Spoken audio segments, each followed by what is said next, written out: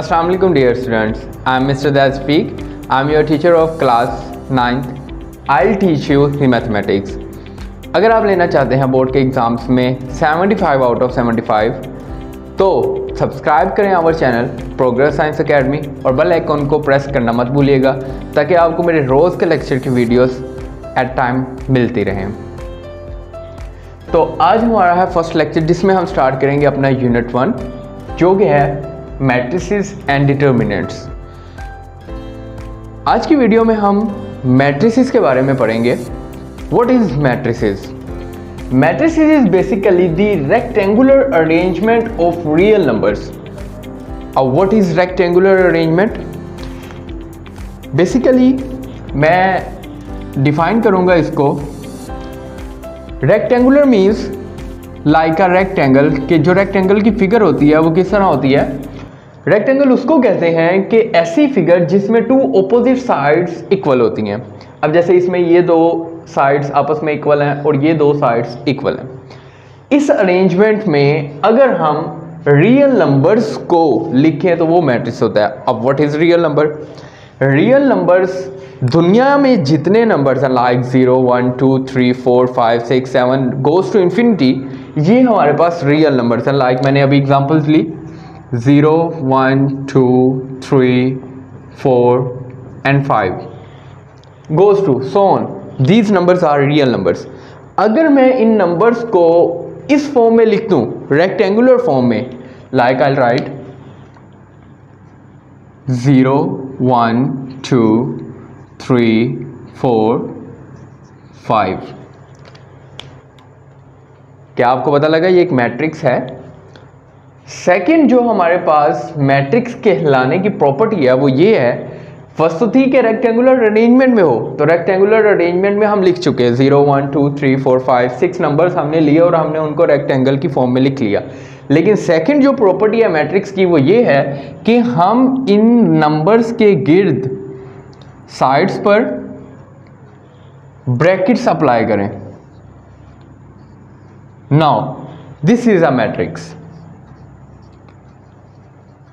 This is a matrix. तो अगर मैं डेफिनेशन कंप्लीट बताऊं मैट्रिक्स की, so the matrix is defined as the rectangular arrangement of real numbers is known as the matrix.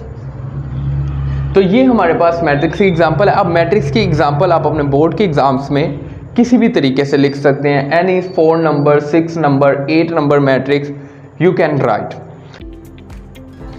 Basically matrix की 15 to 18 types हैं आपकी book में, लेकिन आज हम जो बेसिक टाइप्स पढ़ेंगे वो ये दो हैं, row matrix and column matrix. So what is row and what is column?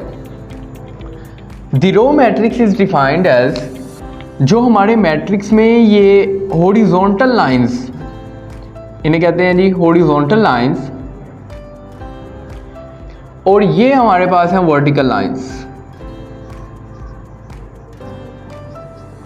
Vertical lines वो होती हैं, लाइक आप एग्जांपल ले सकते हैं, जैसे हमारे घर की दीवार है, ठीक है, straight from earth to sky, ये लाइन को हम वर्टिकल वे कहते हैं। और horizontal way like the floor, जो फ्लोर जो है ये हमारा एक हॉरिजॉन्टल वे है।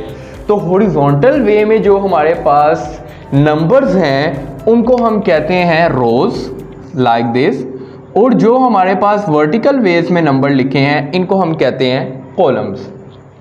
These are known as columns and these known as rows. तो अब हम देखते हैं कि हमारे इस मैट्रिक्स में कितनी रोज हैं और कितने कॉलम्स हैं। अब इसमें एक मैट्रिक्स में एक रो हो गई, ये 0 1 2। सेकंड हमारे मैट्रिक्स में रो है 3 4 5। सो हमारे इस मैट्रिक्स में जो नंबर ऑफ रोज हमने देखी वो हैं 1 and 2। इसी तरह हम देखेंगे हमारे नंबर ऑफ कॉलम्स कितने हैं। नंबर ऑफ कॉलम्स वो हमारे हैं 1 2 and 3। तो हमारे नंबर ऑफ कॉलम्स हैं 3। सो अगर हम डेफिनेशन के लिहाज से रो मैट्रिक्स को देखें तो इसकी डेफिनेशन इस तरह बनेगी, the horizontal way of a matrix is known as rows, the vertical ways of a matrix is known as columns. अब रोज और कॉलम के नंबर्स गेट करने से हमें किस चीज़ का पता चलता है? वो हमें चलता है पता अपने ऑर्डर ऑफ द मैट्रिक्स का, कि क्या ऑर्डर ऑफ द मैट्रिक्स क्या है। अब इक्वल मैट्रिक्स हमारे पास कोई भी दो मैट्रिक्स का इक्वल होना है। अब दो मैट्रिक्स तभी इक्वल हो सकते हैं, फॉर एग्जांपल मेरे पास कोई भी दो मैट्रिक्स हैं, जैसे मैं मिसाल के तौर पर लेता हूँ, एक है 1 2 3 एंड 4, सेकंड मैट्रिक्स है मेरे पास 7 8 9 10 11 12। अब क्या ये दो मैट्रिक्सेस आपस में इक्वल हैं? अगर आप इस मैट्रिक्स को देखें 1 3 2 4 7 8 11 9 12, तो क्या ये दो मैट्रिक्सेस आपस में इक्वल हैं? ये हमें बताएगी इक्वल मैट्रिक्स की दो प्रॉपर्टीज, जो कि फर्स्ट प्रॉपर्टी है order of A equals to order of B, यानी कि हमारे पास जो मैट्रिक्स ए का ऑर्डर है वो इक्वल होना चाहिए मैट्रिक्स बी के ऑर्डर के। अब फॉर एग्जांपल मैं एक ए मैट्रिक्स लेता हूं जो कि हमारे पास है फॉर एग्जांपल 7 8 15 20, और हमारे पास जो बी मैट्रिक्स है वो है, अल्फ़ाबेट्स लेते हैं ए बी सी डी। अगर मैं इस ए मैट्रिक्स का ऑर्डर, इसको मैंने कह दिया ए मैट्रिक्स और इसको मैंने कह दिया बी मैट्रिक्स, अब अगर मैं ए मैट्रिक्स का ऑर्डर फाइंड करूं, जो कि हमने फार्मूला अभी रिसेंटली पढ़ा है m बाय n, इसी तरह m बाय n, m हमारे पास नंबर ऑफ रोज, तो इस मैट्रिक्स की जो नंबर ऑफ रोज हैं वो है 1 2, तो इस मैट्रिक्स की नंबर ऑफ रोज है हमारे पास 2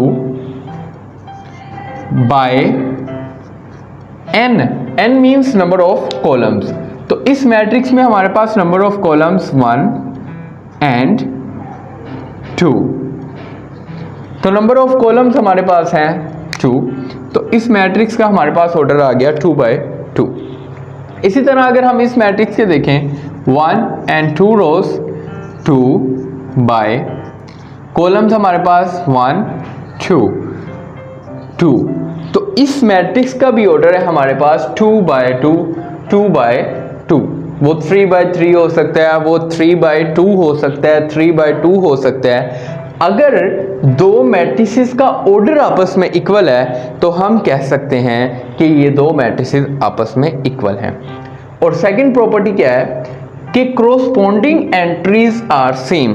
कोरोस्पोंडिंग एंट्रीज क्या होती हैं? फॉर एग्जांपल इस मैट्रिक्स में हमारे पास फर्स्ट एंट्री है 1 और इधर फर्स्ट एंट्री है 7, these entries are not same, तो इन एंट्रीज का सेम होना भी ज़रूरी है अगर हम कहें कि हमने दो मैट्रिसेस को इक्वल करना है, या तो ये प्रॉपर्टी हो या ये प्रॉपर्टी। अब हम इस प्रॉपर्टी की एग्जांपल देखते हैं। मिसाल के तौर पर हमारा फर्स्ट मैट्रिक्स है 11 12 19 21, और हमारा सेकंड जो मैट्रिक्स है बी, वो भी हमारे पास यही है 11 12 19 21। तो these two matrices have same corresponding entries। corresponding का भी मैंने मीनिंग बताया कि हमारी फर्स्ट एंट्री 11, इधर भी फर्स्ट एंट्री 11, फर्स्ट एंट्री 12, इधर भी फर्स्ट सेकंड कॉलम की फर्स्ट एंट्री 12, इधर third entry 19, third entry 19, fourth entry 21, fourth entry 21।